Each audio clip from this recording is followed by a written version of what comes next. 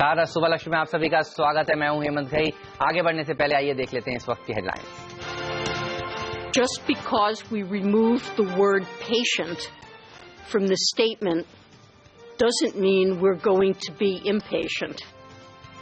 FOMC का फैसला, जून में ब्याज दरें नहीं बढ़ने के संकेत। फेड चेयरमैन जेनेट येलेन ने कहा महंगाई 2% के लक्ष्य पर आने के बाद ही बढ़ाएंगे दरें। यूएस फेड ने अपने स्टेटमेंट से पेशेंट शब्द को हटाया।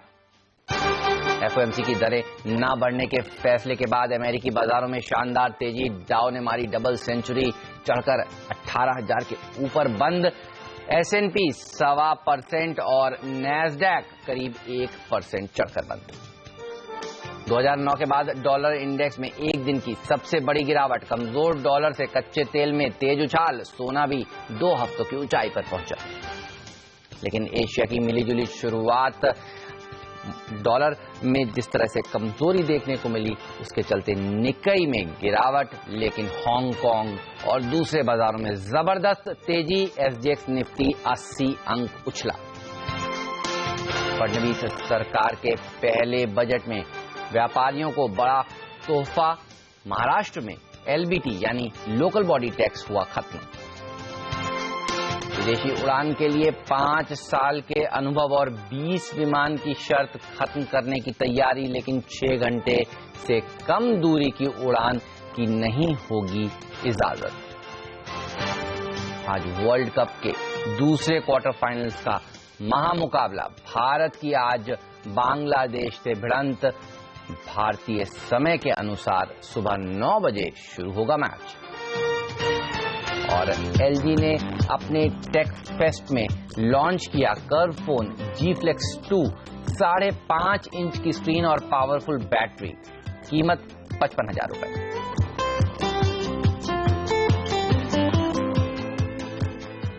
जी हाँ, आप देखिए दुनिया भर के बाजारों में एक जबरदस्त रैली देखने को मिल रही है। एशियाई के बाजार देखिए अच्छी खासी तेजी यहां पर दिखाने के मूड में है। आज निकेई छोड़ दीजिए, क्योंकि जिस तरह से डॉलर में कमजोरी देखने को मिली है, डॉलर इंडेक्स 2% तक लुढ़का था, उसके चलते जापान क्योंकि एक्सपोर्टिंग मार्केट है, यहां पर आप देखिए थोड़ा सा दबाव देखने को जरूर मिल रहा है। लेकिन बाकी के बाजार देखिए अच्छी खासी बढ़त दिखा रहे हैं। हांगकांग के मार्केट्स में एक अच्छी तेजी देखने को मिली है। चलिए सीधे चलते हैं संदीप के पास और जानते हैं जेनेट येलेन ने ऐसा क्या कहा। Sandeep, over to you. June में ब्याज दरें नहीं बढ़ेंगी, ये सबसे बड़ा खतरा था। ये संकेत निकल के सामने है फेड की ओर से, जो कि सबसे बड़ा रिलीफ है दुनिया भर के मार्केट्स के लिए।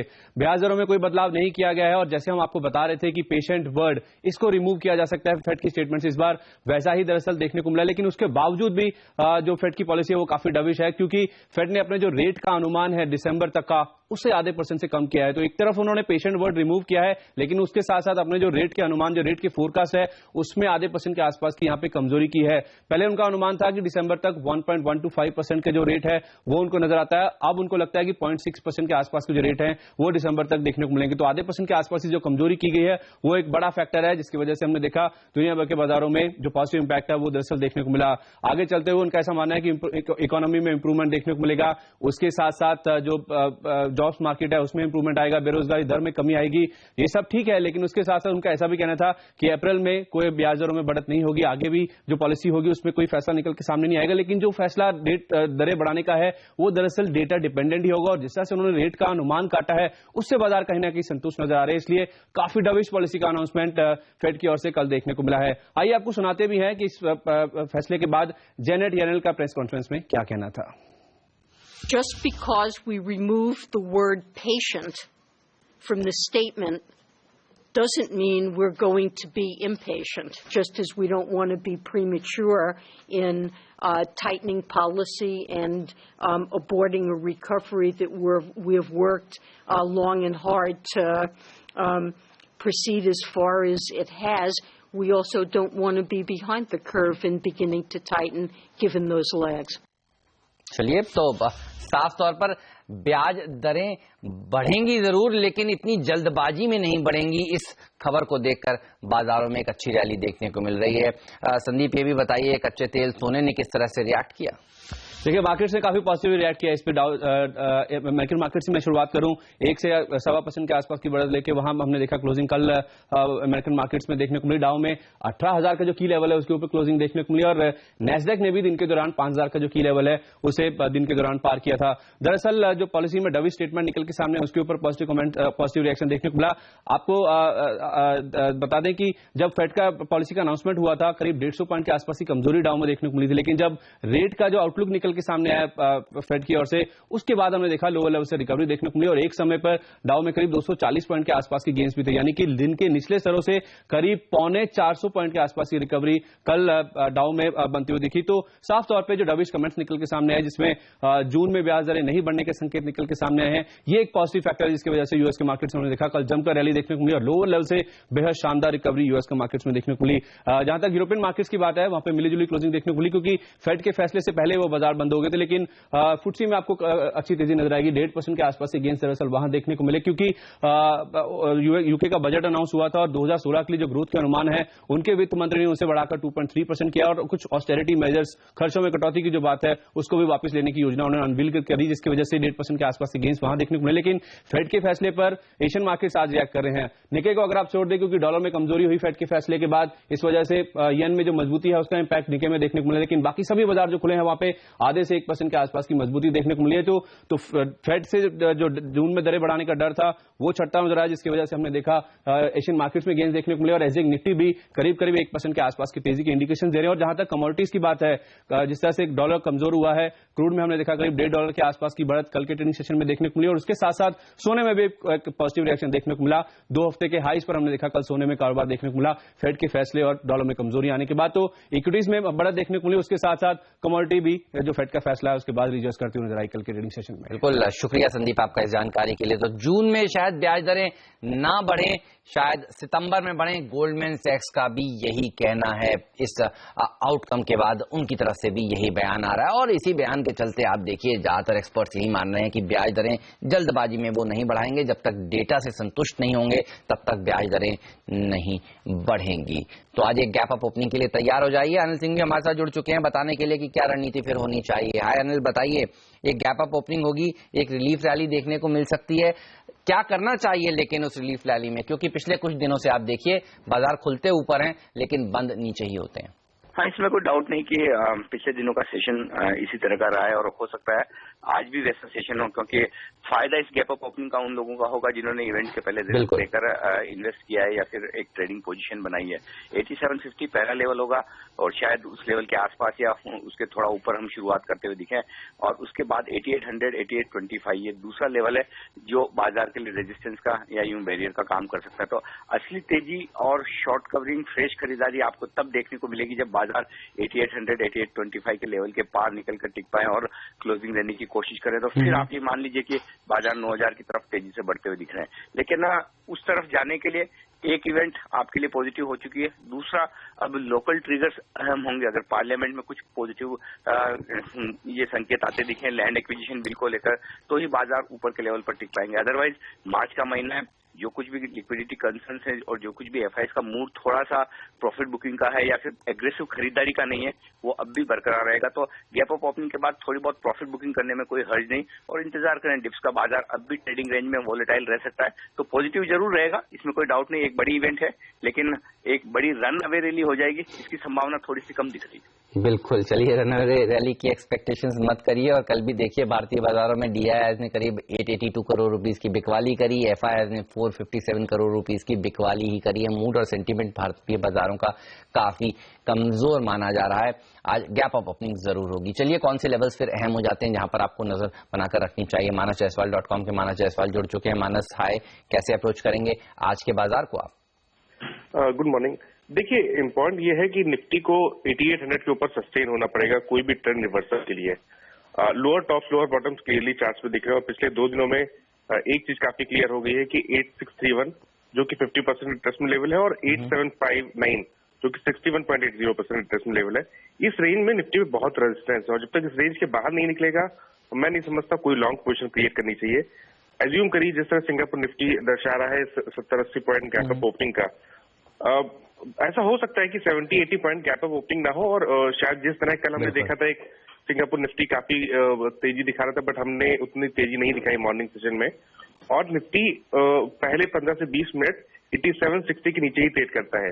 तो मैं समझता हूँ कि वहां पर एक शॉर्ट पोजीशन क्रिएट करनी चाहिए, जिसमें आपके स्टॉप लॉसेस 8800 के होंगे और टारगेट 8600 के, जो कि आने वाले 2 से 3 दिनों में टेस्ट हो सकते हैं। और कौन से वो स्टॉक्स हैं जहां पर आपकी नजर है, जहां आपको लगता है ट्रेडिंग करें तो आज फायदा होगा कारोबारियों को? देखिए, एक तो बहुत क्लियर दिखता है कि कल हमने जिस तरह ऑयल मार्केटिंग कंपनी में बाइंग इंटरेस्ट देखा, हो सकता है कि ये जो बाइंग इंटरेस्ट है ये आने वाले 3 से 4 दिन और कंटिन्यू रहे। High top high bottom BPCL पे क्लियरली दिख रहे हैं। पिछले दिनों 50 डे मूविंग एवरेज पे सपोर्ट लिया और फिर से कल बाइंग इंटरेस्ट देखने को मिला है। ऑस्लेटर पॉजिटिव क्रॉसओवर दे रहे हैं, तो यहाँ पर एक बाइंग अपॉर्चुनिटी दिखती है, जिसके टारगेट 795 के होंगे, स्टॉप लॉसेस 759 के रहेंगे। दूसरा, एक शॉर्ट पोजीशन क्रिएट करेंगे सीमेंट सेक्टर में, क्योंकि सीमेंट में जितने भी स्टॉक ले लीजिए, एसीसी ले लीजिए, ग्रासिम ले लीजिए, अल्ट्राटेक सीमेंट ले लीजिए, ये सभी स्टॉक वीक लगते हैं। स्पेशली अंबुजा सीमेंट की बात करना चाहूंगा, जहां पर हेड एंड शोल्डर पैटर्न का नेकलाइन कल ब्रेक हुआ है। यहाँ पर एक शॉर्टिंग अपॉर्चुनिटी दिखती है। 252 समथिंग के क्लोजिंग आई थी। मैं समझता हूँ कि 260 के स्टॉपेज रखे हुए एक गैप अप ओपनिंग जरूर मिलेगी, जहां पर स्टॉक शायद 254 या 55 के लेवल टेस्ट करे। तो आपका स्टॉप लॉस 260 रहेगा और टारगेट 242 के रहेंगे, जो आने वाले 2 से 3 दिनों में टेस्ट हो सकते हैं। ओके, शुक्रिया आपका इस जानकारी के लिए। वक्त है फिलहाल एक छोटे से ब्रेक का। ब्रेक के बाद बताएंगे आपको विदेशी उड़ान के लिए 5/20 नियम खत्म करने की तैयारी है, लेकिन क्या इस नियम से होगा फायदा? पूरी खबर ब्रेक के उस पार।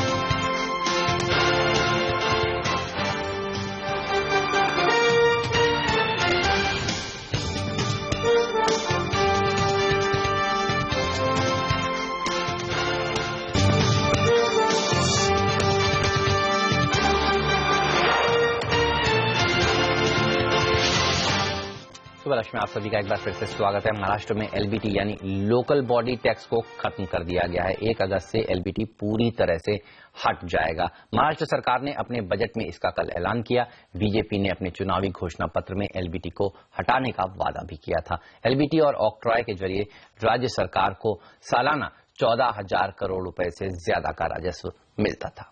चलिए कुछ और खबरों का रुख करते हैं। विमान मंत्रालय ने विदेशी उड़ान के लिए नए नियम जारी करने की बात कही है। जहां नए नियमों को लेकर अब विवाद होना तय है, क्योंकि यहां एक और सरकार 5 साल के अनुभव और 20 विमान की शर्त को खत्म कर सकती है। वहीं दूसरी ओर इसके लिए नई एयरलाइंस के लिए कुछ कड़ी शर्तें भी थोपी जा सकती हैं। चलिए से चलते हैं हमारे संवाददाता अतुल मिश्रा के पास, जो हमारे साथ जुड़ चुके हैं। अतुल, बताइए, नाखुश होंगी नई एयरलाइंस इस फैसले से? ये 520 रूल को जो है खत्म करने की तैयारी सरकार ने पूरी तरह कर ली है और विमान मंत्रालय कैबिनेट में जा सकता है अप्रैल में इस पूरे नियम को बदलने के लिए, और इसकी जगह पे नया नियम लाने की बात कही गई है। इस पर बैठक भी हुई थी, लेकिन इसमें पुरानी एयरलाइंस के दबाव में कुछ पेच डाल दिए हैं विमानन मंत्रालय ने, जो कि नई एयरलाइंस को शायद ही पसंद ना आए और वो इस पर जो है विरोध अपना दर्ज कराएंगे। और ये नया जो बदलाव किया गया है वो नई एयरलाइंस को विदेश जाने की, उड़ान भरने की इजाजत तो दी जाएगी, लेकिन 6 घंटे से कम दूरी वाले डेस्टिनेशन जो हैं वहां के लिए उड़ान नहीं भर सकेंगे। इसके साथ ही साथ उन्हें डोमेस्टिक फ्लाइंग जो यहां पर क्रेडिट है वो भी हासिल करना होगा।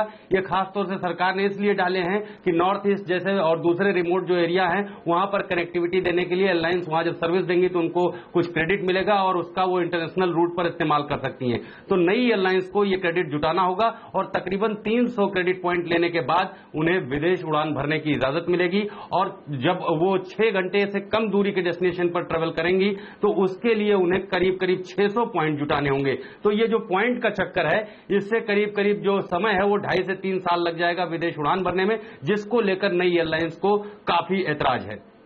बिल्कुल, नई एयरलाइंस के लिए अच्छी खबर नहीं। शुक्रिया अतुल। और जेट एयरवेज जैसी कंपनियों के लिए एक अच्छी खबर है, इसके शेयर पर नजर भी आज आपको जरूर बनाकर रखनी चाहिए। लेकिन और कौन से शेयर हैं जिस पर आज आपकी नजर होनी चाहिए, चलिए इसी की चर्चा करते हैं। हमारे साथ हमारी सहयोगी सोनम मेहता और पूजा त्रिपाठी जुड़ चुकी हैं। हाय, गुड मॉर्निंग। बताइए कौन से शेयरों पर नजर रखें आज? Good morning Hemant. सबसे पहले आपके रडार पर क्रॉम्पटन ग्रीव्स का काउंटर होना चाहिए, जहां पे न्यूज़पेपर रिपोर्ट्स के मुताबिक अवंता ग्रुप अपने कंज्यूमर ड्यूरेबल्स आर्म में अपनी 35% की हिस्सेदारी बेचेंगे प्राइवेट इक्विटी फर्म एडवेंट को। ये पूरी डील 1860 करोड़ रुपए की होगी और जो ये डील हो रही है वो 80 रुपए प्रति शेयर पर हो रही है, जो मार्केट के एक्सपेक्टेशन से बहुत ही कम भाव पर है। मार्केट के एक्सपेक्टेशन 131 रुपीज प्रति शेयर का था, तो एक वीक नोट पर या फिर लो वैल्यूएशंस पर ये डील होती हुई दिखाई दे रही है। एक्सिस बैंक का काउंटर आज आपके रडार पर होना चाहिए। बैंक ने टर्म डिपॉजिट की दरों में करीब 15 से 25 बेसिस पॉइंट की कटौती की है, जो कि 11 मार्च से लागू हुई। यहां आरबीआई में ब्याज दरों की कटौती के बाद ये बैंक किसी बैंक की तरफ से पहला रेट कट देखने को मिला है। भेल के काउंटर पर नजर होनी चाहिए, जहां पे अब न्यूज़पेपर रिपोर्ट्स के मुताबिक भेल की जो डाइवेस्टमेंट की प्रक्रिया है वो अप्रैल महीने में पूरी हो जाएगी। यहाँ पे सरकार इस डाइवेस्टमेंट के जरिए 3200 करोड़ रुपए जुटा पाएगी। भेल की हिस्सेदारी कंपनी में सरकार की हिस्सेदारी भेल में लगभग 63.06% की है और सरकार यहाँ पे 10% का डाइवेस्टमेंट करेंगे। साथ ही वोकहार्ट फार्मा के काउंटर पर खास नजर होनी चाहिए। पॉजिटिव खबर आती हुई कंपनी के लिए, जहां पर यूएस एफडीए ने चिकलथाना प्लांट को री इंस्पेक्ट किया था, फिर से इस प्लांट की जांच की। उसमें वोकहार्ट के मुताबिक कोई भी दिक्कतें नहीं पाई गई, कोई भी फाइंडिंग्स नहीं आई। लेकिन आपको बता दूं कि यूएस एफडीए की तरफ से अभी भी डिटेल्स आने बाकी है।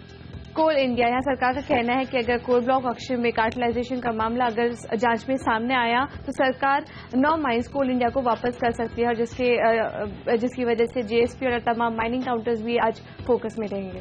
जीएनएफसी के काउंटर पर नजर होनी चाहिए, जहां पे डिपार्टमेंट ऑफ टेलीकॉम ने एक भारी 2750 करोड़ का एक नोटिस जारी कर दिया है कंपनी पर। ओके, चलिए, तो ये तमाम शेयर हैं जहां पर आज आपकी नजर जरूर होनी चाहिए। शुक्रिया आप दोनों का इस जानकारी के लिए। और कमोडिटी और करेंसी बाजार को आज आपको किस तरह से ट्रेड करना चाहिए, ये सब बताएंगे ब्रेक के उस पार।